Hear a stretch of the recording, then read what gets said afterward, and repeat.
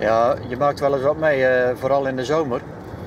Dan zijn er of fietsers die zijn in de tunnel of met een scooter, met een brommerscooter die in de tunnel rijden. En vanaf het tolplein is het meestal wel controleerbaar. Maar als ze vanaf Zeeuws-Vlaanderen de tunnel in rijden, ja, dan zien wij dat pas op de camera's als ze in de tunnel zijn. En een aantal jaren geleden, dan was er een trekker met de pipowagen, die was de tunnel in gereden en we zagen dat.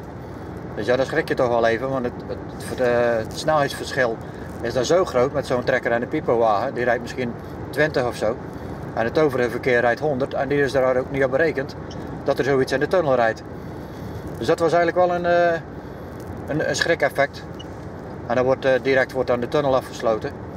En die trekker daar konden we geen contact mee krijgen. En die rijdt dan de tunnel uit, maar toen hebben we hem daar opgevangen en tegengehouden. En gezegd dat hij niet meer verder mocht rijden. En er is er een berger voor geweest. En die heeft de trekker en de pipowagen opgeladen. En naar een veilige plek gebracht. Soms dan zeggen ze dat ze het niet weten of dat ze verkeerd gereden zijn. En sommigen die zeggen gewoon van ja, ik wist ook niet hoe ik het anders moest doen. En ik dacht ik probeer het maar.